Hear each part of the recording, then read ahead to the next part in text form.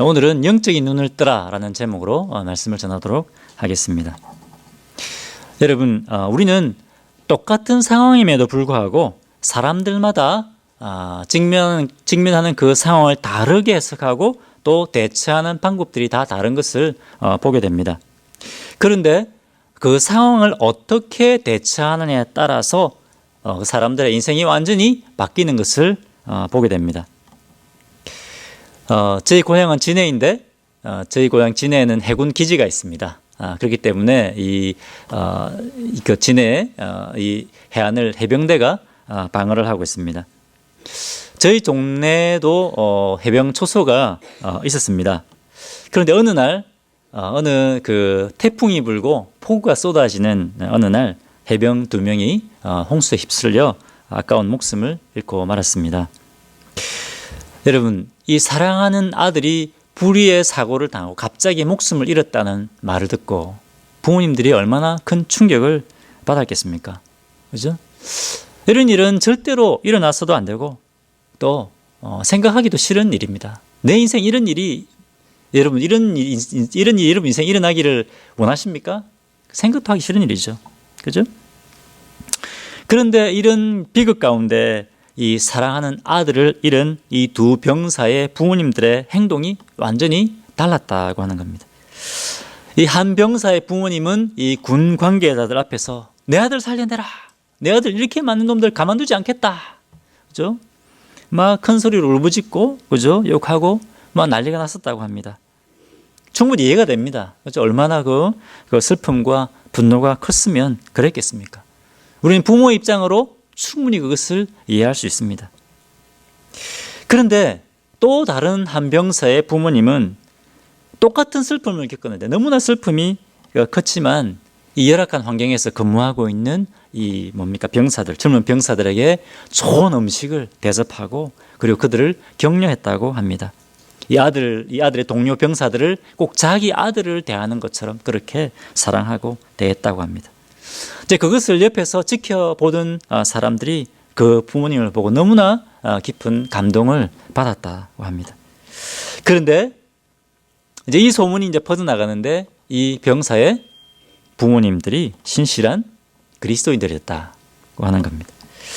이분들은 이름만 크리스찬이 아니라 정말 먼저 하나님의 뜻을 구하고 이 슬픔 가운데서도 하나님의 뜻을 구하고 그리고 믿음으로 사는 신실한 그리스도인들이었다고 하는 겁니다. 똑같은 슬픔과 아픔을 비극을 겪었습니다. 그런데 여러분 무엇이 이렇게 대처하는 삶의 방식을 다르게 만들었을까요? 그것은 우리의 인생을 바라보는 우리의 인생을 해석하는 영적인 안목이 있기 때문에 영적인 안목을 가졌기 때문입니다.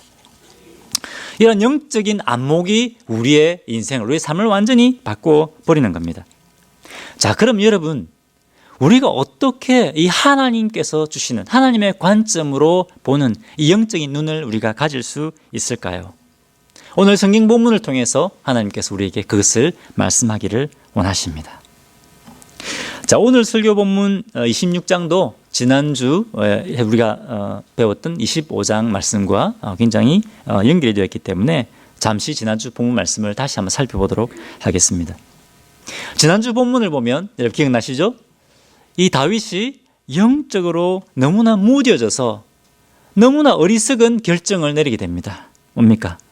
이 부자 나발이 자기와 자기 부하들을 무시하고 모욕하는 말을 듣고 다윗이 어떻게 합니까? 끓어오른 분노를 이기지 못합니다. 그죠? 그래서 이 나발 집안에 내가 한 놈도 살려놓지 않고 다 죽여버리겠다.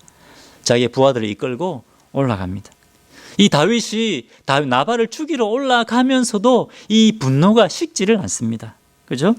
자, 여러분, 이런 다윗을, 지금의 다윗을 한번 보십시오. 이 다윗이 자기의 인생을 해석하는 이 다윗의 눈이 이 세상 사람들의 눈과 똑같습니다. 전혀 다를 바가 없습니다. 그렇지 않습니까? 전혀 주님이 주시는, 이 하나님이 주시는 그런 영적인 관점을 전혀 가지고 있지 못합니다. 만약에 이 다윗이 피해 복수를 했다면 어떤 일이 일어났을까요? 이 나발의 집안은 완전히 그죠? 피바다가 됐을 겁니다. 그죠? 그것뿐만 아닙니다. 이 나발의 집안을 칼로 썰어버렸던 이 다윗은 절대로 이스라엘의 왕이 될 수 없었을 겁니다. 왜 그렇습니까? 사람들이 역시 저 다윗은 도둑대의 두목에 불과하구나, 그렇게 평가를 했을 것이기 때문입니다. 그런데도 이 다윗이 영적인 눈이 어두워져 있으니까 자기가 지금 무슨 짓을 하고 있는지를 모르는 겁니다. 자기의 행동이 앞으로 미래에 어떤 재앙을 가져올지 전혀 모르고 지금 이 행동을 하고 있는 겁니다. 그런데 이 다윗을 사랑하시는 하나님께서 어떻게 하십니까? 지혜롭고 영적으로 깨어있는, 이 영적인 눈을 가진, 영적인 안목을 가진 여인 아비가일을 보내십니다. 그리고 이 아비가일을 통해서 다윗에게 말씀하시는 겁니다. 다윗, 너의 그 피해 복수를 멈추어라. 그만둬라. 심판은, 복수는 네가 하는 것이 아니고 누가 한다? 나 여호와가 하는 것이다. 심판은 누가 하신다고요? 믿으십니까, 여러분? 예. 말만 아멘 하지 마시고 여러분 복수하려고 하지 마시고 하나님께 다 맡기십시오. 예? 하나님은 아비가일을 보내서 복수의 눈이 멀어 있는, 죽는지도 모르고 자기가 지금 이 불구덩이로 좀 쫓아가고 있는데 죽는지도 모르고 달려가고 있는 이 다윗 하나님께서 막으시는 겁니다. 그런데 여러분, 다윗이 잘한 것이 무엇이라고요? 하나님의 사랑의 경고를 받아들인 겁니다. 그죠? 이 경고의 말씀을 받아들이고 피해 복수를 멈추었습니다. 그리고 그때부터 아비가일을 통해서 말씀하시는 하나님의 말씀을 듣기 시작합니다. 25장 28절에 하나님께서 아비가일을 통해서 이렇게 말씀하십니다. 다윗, 너의 집을 세우는 것은 네가 아니야. 너의 집을 세우는 것은 바로 나 여호와야. 그죠? 너의 집은, 너는 내가 너를 위해 싸운다. 그리고 29절에 다윗, 너의 생명은 내 능력의 오른손 안에 있어. 뭡니까? 너는 절대로 망하지 않는다. 그렇기 때문에 두려워하지 말아라. 좀 믿음으로 살아라. 담대해라. 그리고 30절에 다윗, 내가 너를 반드시 이스라엘의 지도자로 세우겠다. 하나님께서 이전에 이 다윗에게 주셨던 이 약속의 말씀을 다시 기억나게 하는 겁니다. 다시 아비가일을 통해서 다시 하나님께서 주셨던 그 약속을 기억나게 하시고 그 약속을 붙들게 하십니다. 자, 그런데 10일 후에 어떤 일이 일어납니까? 10일 후에 38절에 보면 하나님께서 약속하신 대로 하나님께서 나발을 치십니다. 그래서 나발이 죽고 말았습니다. 다윗은 이 나발 사건을 통해서 뭡니까? 영적으로 다시 깨어나는 겁니다. 그래, 맞아. 하나님께서 이런 분이셨지. 맞아, 하나님께서 나에게 이런 약속을 주셨지. 까마득하게 잊고 있던 그 하나님의 약속의 말씀이 깨달아지고 다시 영적으로 깨어나게 되는 겁니다. 영적인 잠에서 깨어나서 다시 영적으로 회복되는 겁니다. 영적으로 무뎌져 있던 그 영의 눈이, 다윗의 영의 눈이 다시 열리게 됐습니다. 이 나발 사건은 다윗의 인생에 있어서 또 하나의 중요한 터닝 포인트가 됐습니다. 자, 오늘 읽었던 이 본문 26장은 다윗이 이러한 인생의 터닝 포인트를 경험하고 난 이후에 일어난 사건입니다. 얼마나 시간이 흘렀는지는 모르겠습니다. 자, 오늘 본문만 보면, 그냥 끝으로 보면 24장의 말씀과 굉장히 유사합니다. 그렇지 않습니까? 동굴에서 그죠? 사울을 죽일 수 있었는데 그것을 살려보내는 거죠. 너무나 비슷합니다. 하지만 자세히 말씀을 보면 전혀 다르게 이 말씀이 전개되고 있습니다. 자, 24장에 보면 아까 말씀드린 것처럼 다윗은 사울왕을 죽여버릴 수 있었습니다. 하지만 뭡니까? 이 사울왕은 하나님께서 기름 부어 세운 왕이기 때문에 이것을 손대는 것은 하나님의 뜻이 아니다. 절대로 죽일 수 없다라고 하면서 다윗을 살려보냈습니다. 자, 그러면 여러분, 이 사울왕이 어떻게 됩니까? 사울왕은 이제 다윗에게 살려줬잖아요. 다시는 이제 사울을 죽이기 위해서 쫓아오면 안 됩니다. 그렇지 않습니까? 다시 사울을 죽여가면 안 됩니다. 그런데 오늘 본문 2절에 보니까 이 사울왕이 다윗이 한번 살려주는데도 불구하고 또 3,000명의 이게 특수부대를, 이게 특공대를 이끌고 또 다윗을 죽이기 위해서 쫓아오는 겁니다. 여러분, 사울왕이 왜 이럴까요? 도대체 사울왕이 왜 이렇게 다윗을 죽여버리려고 이렇게 혈안이 되어 있을까요? 왜 그럴까요? 다윗이 하나님과 사람들에게 더 인정받는 겁니다. 더 사랑받는 겁니다. 그러니까 이 사울 왕 안에 이 다윗을 미워하는 미움과 시기와 질투가 끊임없이 일어나는 겁니다.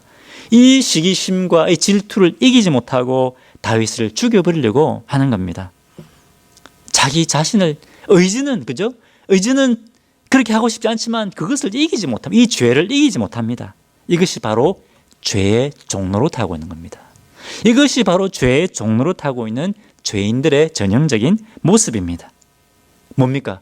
저 다윗이 망해버려야 된다. 저 다윗이 죽어버려야 내가 살고 내 자리를 지킬 수 있다. 이것이 지금 사울 왕이 자기의 인생을 바라보고 해석하는 해석의 방법입니다. 사울 왕은 이 세상의 눈으로 자기의 인생을 어리석게 해석하고 있는 겁니다. 여러분, 이 사울 왕이 다윗을 죽여버려야 자기 자리를 지킬 수 있습니까? 아닙니다. 이 사람을 세우시는 분이 누구시라고 했습니까? 하나님이십니다. 하나님은 사람을 죽이기도 하시고 살리기도 하시고, 그죠? 가난하게도 하시고 부하게도 하시고 낮추기도 하시고 높이기도 하시는 분이 하나님이십니다. 모든 것이 하나님 손에 있습니다. 사무엘상 2장 6절에서 8절에 보면 하나님께서 이 한나의 입술을 통해서 이렇게 고백하고 있습니다. 그죠? 이렇게 말씀하고 계십니다. 거름더미에 떨어져 있는 그 비참한 그 비천한 사람도 하나님께 들어서 귀족과 같이 만드시겠다. 그렇게 말씀하고 있습니다. 이 한나를 통해서 우리에게 주신 이 말씀, 모든 것이 하나님 손에 있다라고 하는 이 메시지가 지금 사무엘상 전반에 계속 흐르고 있습니다. 사무엘상을 통해서 하나님께서 계속 우리에게 말씀하고 있는 겁니다. 나의 백성들아, 모든 것이 나의 손 안에 있다. 이것이 하나님의 관점입니다. 여러분, 우리는 이러한 영적 관점을 가지고, 이런 영적인 눈을 가지고 살아야 된다는 겁니다. 자, 본문 계속해서 보면 본문 26장 5절과 6절을 보면 다윗의 25절과 6절에 이 다윗의 모습을 보면 이 사울 왕과는 이제 전혀 다른 다윗의 모습을 보게 됩니다. 이 다윗은 나발의 사건을 경험하고 난 다음에 다시 영적으로 깨어나고 난 다음에 하나님께서 주시는 이 영적인 눈으로 그의 인생을 다시 재해석하고 있습니다. 이전에 다윗은 이 사울 왕이 자기를 죽이려고 쫓아온다고 하면 어떻겠습니까? 두려움에 사로잡혀가지고, 그죠? 죽기 살기로 도망 다녔습니다. 그렇지 않습니까? 자, 그런데 오늘 본문을 한번 보십시오. 이 다윗의 모습이 점점 바뀌어가고 있는 것을 보게 됩니다. 6절을 보겠습니다. 6절 한번 읽어보겠습니다. 자, 시작.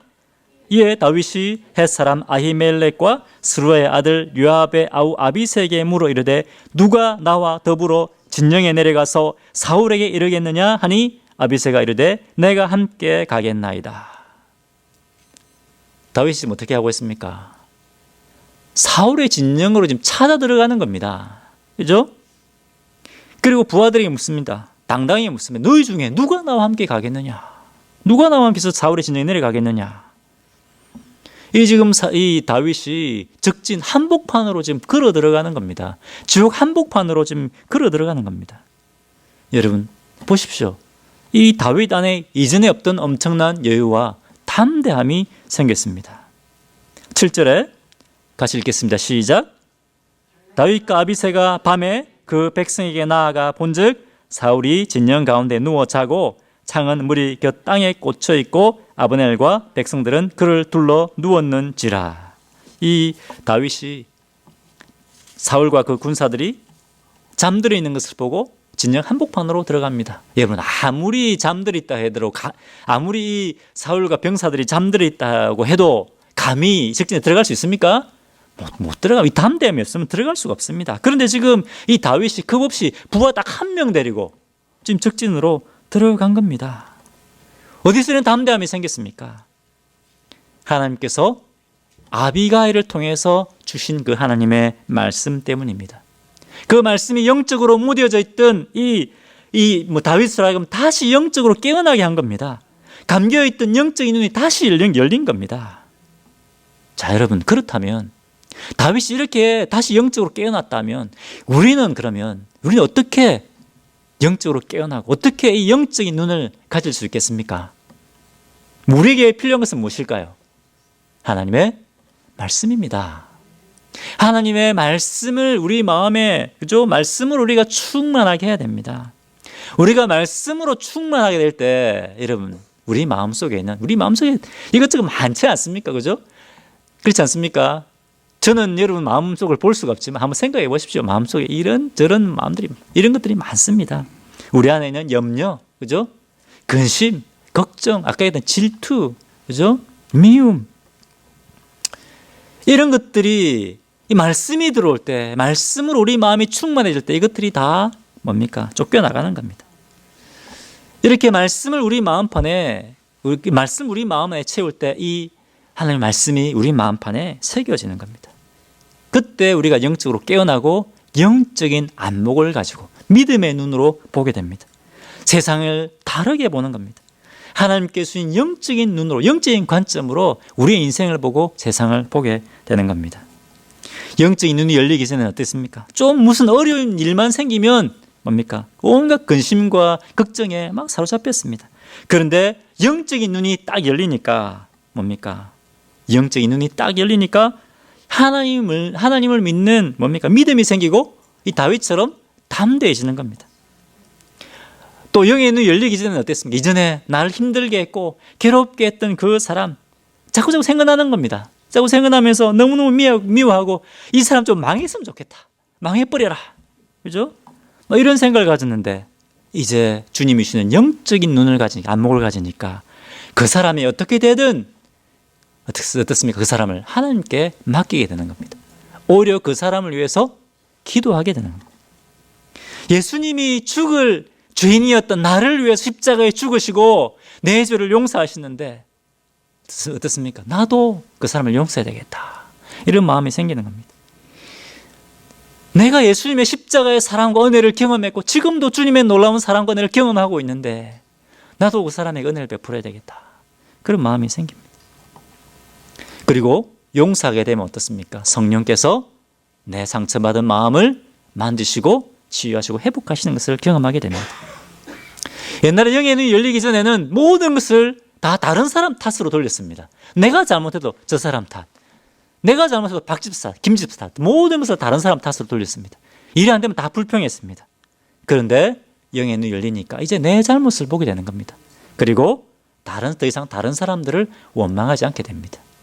옛날에는 불평으로 가득 찼던 내 삶이 감사로, 찬양으로 바뀌게 되는 겁니다. 내 삶에 위기가 와도 뭡니까? 죽음을 이기시고 부활하신 예수님이 나를 주님의 것으로 삼으셨다. 그죠? 그 확신과 담대함 때문에 최후 승리를 믿고 믿음으로 살게 되는 겁니다. 그리고 세상의 근심과 걱정 때문에 눌려 사는 것이 아니라 예수님이 우리에게 주신, 예수님이 나에게 주신 이 사명 붙들고 주님의 영광을 위해서 살게 되는 겁니다. 열매 맺는 삶을 살게 되는 겁니다. 우리 영의 눈이 열릴 때 우리가 이렇게 되는 겁니다. 제가 일본에 있을 때 여러분 이재철 목사님 아시죠? 얼마 전에 100주년 기념교회에서 은퇴하신 목사님인데 저희 선교사들 수련회에 이렇게 강사로 오셨어요.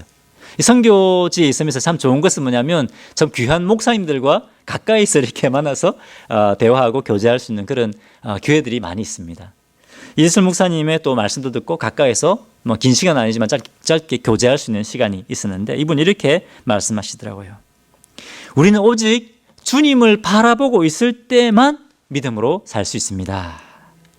목사, 선교사라는 이 타이틀이 우리로 하여금 믿음으로 절대로 살게 하지 않습니다. 내가 신앙생활을 20년, 30년 오래 했다는 이 신앙의 연륜이 나를 믿음으로 살게 해주지 않습니다. 내가 하나님 바라보지 않고 다른 것에 내 마음에 빼앗기 있으면 그때 바로 내 영의 눈이 어두워지기 시작합니다. 무뎌지기 시작합니다. 절대로 믿음으로 살 수 없습니다. 오직 우리가 믿음으로만, 우리가 오직 주님만 바라보고 있을 때 믿음으로 살 수 있습니다. 이것이 지금 한국교회 정말 믿음의 사람이라고 존경받고 있는 이 이재철 목사님의 개인 자기의 믿음의 고백이었습니다. 여러분, 제가 이전에 이제 학생 사역을 할 때, 이제 제가 사역했던 학교로 가려고 하면 버스를 타고 한 40분 정도, 시외버스를 타고 한 40분 정도 가야 되는 학교가 있습니다. 그런데 여러분, 시외버스를 타면 옛날 시외버스 타면 기억나십니까? 우리 운전기사 기사님들이 어떤 음악을 틀어놓습니까? 너무 오신 지 오래돼서 잊어버리셨나 봐요. 뽕짝 노래를 틀어주지 않아요. 뽕짝. 그죠? 왜 뽕짝입니까? 박자가 뽕짝이기 때문에 뽕짝 노래 아닙니까? 유식한 말로 트로트. 그죠? 유식한 말로 트로트인데. 신기한 것은 제가 딱 40분 버스를 타면 40분 버스를 타면 제가 버스를 내려도 계속 음악이 제 귀에서 맴 들어요. 뽕짝. 저도 모르게 막 입에서 그게 막 나와요. 이렇게 트로트 노래 막 나와요. 제가 이제 학생들 만나고 전도도 하고 성경 공부해야 되는데 제 머리 귀에는 계속 뽕짝하고 그렇습니다. 딱 40분 차를 탔습니다. 긴 시간도 아닙니다. 왜 그렇습니까? 여러분, 우리는 그만큼 우리가 보고 듣는 것에 그만큼 그렇게 큰 영향을 받는다는 겁니다. 그렇지 않습니까? 우리가 보고 듣는 것에 우리의 마음이 빼앗기게 되어 있습니다. 그런데 여러분, 일주일에 딱 한 번 30분 설교를 듣고 이 하나님의 말씀이 우리 마음판에 새겨질 수 있겠습니까? 우리의 마음을 빼앗아가는 수많은 것들이 있는데 우리의 마음이, 우리의 눈이 주님께 맞춰질 수 있겠습니까? 그럴 수가 없습니다. 여러분, 우리의 믿음은 말씀 위에 세워집니다. 그렇지 않습니까? 만약에 이것이 믿음이라고 한다면, 자, 보십시오. 이 믿음이 세워집니까? 절대 세워질 수 없습니다. 일주일에 30분 듣는 이 말씀으로 여러분, 우리의 믿음이 절대로 세워질 수 없습니다. 우리의 믿음이 견고히 세워지기 위해서는 어떻습니까? 하나님의 말씀을, 견고한 말씀 위에 우리의 믿음을 세워야 되는 겁니다. 그렇기 때문에 우리는, 여러분, 그렇다고 설교가 절대 중요하지 않다는 말이 아닙니다. 이 말씀이 굉장히 중요합니다. 하지만 이것으로 충분하지가 않습니다. 매일매일 말씀을 읽고 또 묵상하고 또 여러분 기도해야 됩니다. 기도해야 영적으로 깨어있을 수 있습니다. 하나님 말씀대로 살 수 있도록 힘을 주십시오. 그리고 성령님이 주시는 그 말씀으로 순종해야 됩니다. 그때 우리가 여러분 이 세상의 눈이 아니라 하나님께서 주시는 영적인 눈을 가지고, 영적인 안목을 가지고 우리의 인생을 해석하게 됩니다. 세상을 바라보게 됩니다. 그때 우리가 그렇게 살 때 우리가 주님이 기뻐하시는 열매 맺는 삶을 살 수가 있는 것입니다. 자, 그럼 계속해서 이 다윗이 영적으로 깨어나서 영적인 안목을 가지고 믿음을 행했을 때 어떤 일이 일어나는지 이 본문 말씀을 계속해서 보도록 하겠습니다. 자, 8절 보겠습니다. 시작. 아비새가 다윗에게 이르되 하나님이 오늘 당신의 원수를 당신의 손에 넘기셨나이다. 그러므로 청하오니 내가 창으로 그를 찔러서 단번에 땅에 꽂게 하소서. 내가 그를 두 번 찌를 것이 없으리이다 하니. 자, 이건 지금 24장과 굉장히 비슷합니다. 아비새가 다윗 장군, 하나님께서 오늘 당신의 원수를 당신의 손에 맡겨 주셨습니다. 창으로 그냥 한 번에 그냥 죽여버리게 해주십시오. 두 번 찌를 것도 없습니다. 강력하게 구했습니다. 여러분, 이 사울 왕은 다윗에게 정말 큰 상처를 준 사람입니다. 살인 미수죄, 그죠? 반역죄, 이 누명을 씌웠습니다. 그리고 자기의 사랑한 아내를 빼앗아가 버렸습니다. 무려 정확한 횟수는 나오지 않지만 거의 10년 동안 이 다윗은 광야에서 헤매게 됩니다. 여러분, 10년 동안 광야에서 헤맨, 집도 없이 광야에서 헤맨다고 생각해 보십시오. 얼마나 고통스럽겠습니까? 생각해 보십시오. 여러분, 한번 여러분 인생을 쭉 한번 생각해 보십시오. 분명히 여러분 인생 가운데 여러분을 힘들게 하고 고통스럽게 한 사람이나 그런 사건이 있을 겁니다. 그죠? 누구나 다 있을 겁니다. 여러분, 이 사울 왕이 다윗을 괴롭게 하고 고통스럽게 한 만큼 여러분을 힘들게 한 사람이 그렇게 고통스럽게 했을까요? 제 말이 어렵습니까? 이 사울 왕이 다윗을 괴롭혔던 것처럼 그만큼 여러분이 힘들게 한 사람들이 그렇게 여러분을 상처 주고 힘들게 했습니까? 그렇지 않을 겁니다. 아무리 그 사람들이 상처 주고 힘들게 했더라도 사울 왕이 이 다윗에게 이 상처 준 만큼은 하지 않았을 겁니다. 자, 24장에 보면 그럼에도 불구하고 다윗은 눈 딱 감고 사울 왕 한번 살려줬습니다. 그렇지 않습니까? 그런데 한번 살려줬음에도 불구하고 이 사울 왕이 또 자기를 죽이려고 군대를 끌고 이끌고 옵니다. 이 정말 사울 왕은 정말 미워하고, 그죠? 이 정할 수밖에 없는 그런 사람입니다. 그런데 다윗이 어떻게 합니까? 9절 다윗이 아비새에게 이르되 죽이지 말라. 누구든지 손을 들어 여호와의 기름 부음 받은 자를 치면 죄가 없겠느냐 하고, 다윗은 이전에 했던 것처럼 또 사울왕을 살려줍니다. 하나님의 권위 앞에 또 자기의 의지를 내려놓습니다. 감정적으로는 죽여버리고 싶습니다. 하지만 그것을 하나님 앞에 또 내려놓습니다. 그런데 24장과 다른 것이 하나 있습니다. 24장과 다른 것, 이번에는 다윗에게 분명한 확신이 든 것이 하나 있습니다. 그것이 무엇이냐? 10절입니다. 10절에 다윗이 또 이르되 여호와께서 살아계심을 두고 맹세하노니 여호와께서 그를 치시리니 혹은 죽을 날이 이르거나 또는 전장에 나가서 망하리라. 여호와께서 그를 치시리니, 다윗 안에 들어있는 분명 확신이 뭡니까? 심판하시는 분은 하나님이시다. 하나님께서 반드시 나를 위해 심판하시고 보복하실 것이다. 그죠? 왜 그렇습니까? 다윗은 하나님께서 나발을 자기 대신에 심판해 주시는 것을 경험했기 때문에 그렇습니다. 하나님께서 심판자가 되신다는 것을 이 다윗은 분명하게 경험했기 때문입니다. 아비새야, 우리가 피 흘려 보복할 필요 없다. 우리가 이번에 사울을 살려준다고 해도 절대로 사울왕은 더 이상 우리를 죽일 수가 없다. 왜? 하나님께서 심판해 주실 것이기 때문에 그렇다. 여러분, 모든 것이 누구 손에 있다고요? 하나님 손에 있다는 것입니다.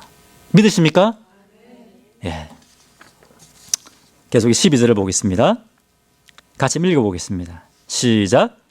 다윗이 사울의 머리 곁에서 창과 물병을 가지고 떠나가되 아무도 보거나 눈치채지 못하고 깨어있는 사람도 없었으니 이는 여호와께서 그들을 깊이 잠들게 하셨으므로 그들이 다 잠들어 있었기 때문이었더라.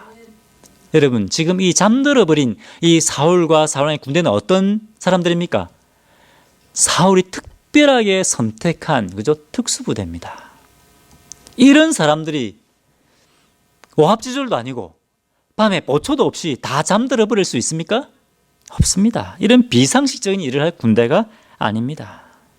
그런데 다윗이 진 한복판에 들어가서 창과 물병을 가지고 나오는데도 아무도 눈치채는 사람이 없었다. 모든 사람이 깊이 잠들어 버렸다. 누가 잠들게 했습니까? 하나님께서. 다윗은 지금 적진 한가운데 있습니다. 사울의 지금 소나기 한가운데 있습니다. 그럼에도 불구하고 하나님께서 다윗을 지키고 계셨기 때문에 사울은 절대로 다윗을 죽일 수 없었습니다. 이것이 이제 다윗이 갖게 된 안목입니다. 주님의 눈으로 보게 되는 안목입니다. 절대로 나를 해할 자가 없다. 하나님이 나와 함께 하신다. 그리고 계속해서 보겠습니다. 본문 23절에 보면 그동안 다윗은 왕을 죽이려고 한, 그죠? 이 반역죄의 그 누명을 씌고 있었습니다. 그런데 이 하나님께서 사울왕의 군사들 3,000명 앞에 어떻게 합니까? 다윗에게는 죄가 없다는 것을, 다윗이 결백하다는 것을 보여주십니다. 사울의 입을 통해서 그렇게 고백하게 하지 않습니까? 그죠? 이 공의로우신 하나님께서 많은 사람들 앞에 다윗의 억울함을 풀어주십니다. 이 병사들이 보면서 우리가 생각할 때는 이 다윗이 사울왕을 죽이려고 했다는 걸 알고 있는데 아니었구나. 다윗은 그런 사람이 아니었구나. 그것을 깨닫게 되는 겁니다. 하나님께서 결백을 드러내 보여주시는 겁니다. 여러분, 우리가 억울한 일을 당했을 때 누가 이 억울한 일을 풀어주신다고요? 하나님이십니다. 자, 그러면 사울왕은 어떻게 됩니까? 끝까지 읽어보십시오. 사무엘상 끝까지 마지막 31장에 읽어보면 어떻게 됩니까? 10절에서 다윗이 예언한 대로 그대로 되어집니다. 여호와께서 그를 치시리니 혹은 죽을 날이 이르거니와 또는 전장에 나가서 망하리라. 이 두 가지가 사울왕에게 다 일어납니다. 어떻게 됩니까? 블레셋과의 전장에서 대패하게 됩니다. 전장에서 패합니다. 그것뿐만 아니라 사울왕은 자기의 아들 3명과 함께 죽임을 당하고 맙니다. 이것이 사울을 향한 하나님의 심판입니다. 하나님께서 그것을 갚아주셨습니다. 한국에 굉장히 존경받는 한 목사님의 간증을 제가 들은 적이 있습니다. 제가 성함을 얘기하면 다 아실 텐데, 이 목사님이 한국에 좀 좋은 교회, 아주 유명한 교회 부목사로 사역할 때 있었던 일인데, 그 교회 어떤 지도자급에 있는 몇 분들이 교회의 어떤 비리를 저지르고 그 누명을 갖다가 이 목사님에게 씌운 겁니다.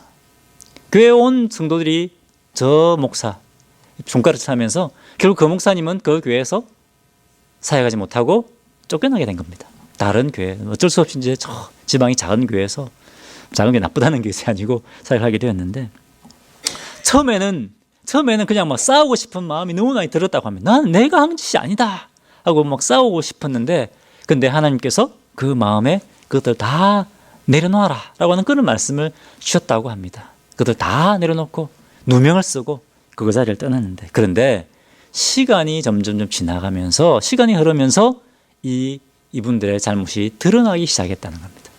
이분들의 잘못이 확실히 드러나고 이 목사님은 죄가 없다는 것이 드러난 겁니다. 하나님께서 그것을 하신 겁니다. 여러분, 우리가 살다 보면 때로 우리가 믿음으로 살려고 할 때 억울한 일을 당할 때가 있습니다. 우리가 처음에는 그런 일을 겪을 때 막 화가 나고, 그죠? 막 싸우고 싶고 그런 마음이 들지 않습니까? 그런데 시간이 지나면, 그것을 하나님께 맡기면 어떻습니까? 하나님께서 그것을 드러내어 주신다는 겁니다. 여러분, 우리가 이렇게 사는 것이 우리가 영적인 관점을, 영적인 눈을 뜨고 주님의 뜻대로 우리가 믿음으로 살아가는 것입니다. 여러분, 우리는 이런 영적인 안목을 가져야 됩니다. 영적인 눈을 뜨고 믿음으로 살 때 우리는 절대로 망하지 않습니다. 실패하지 않습니다. 그리고 하나님 앞에 열매 맺는, 주님이 기뻐하시는 삶을 살게 됩니다.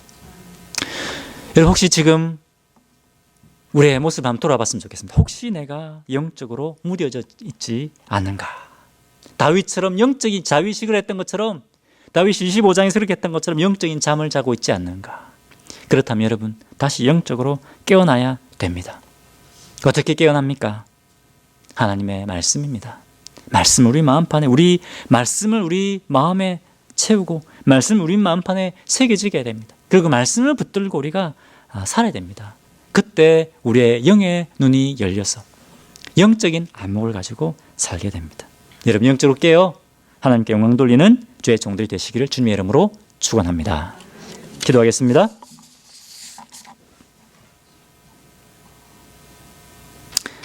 할렐루야. 살아계신 하나님, 참으로 감사합니다. 세상 사람들은 영의 눈이 어두워져서 죽음의 길로 가고 있는지, 재앙의 길로 가고 있는지 모르고 그 길을 가고 있습니다. 하지만 주님, 저희들 예수 그리스도의 그 십자가의 보혈로 말미암아 제 어두워져 있던 영의 눈을 뜨게 하시고, 주님, 무엇이 생명의 길인지 우리에게 보여주시니 참으로 감사합니다. 그런데 하나님, 행여 저희가 영적으로 무뎌져 영적인 눈이 감겨 있지 않습니까? 주님, 이 시간 저희 자신의 삶을 돌아봅니다.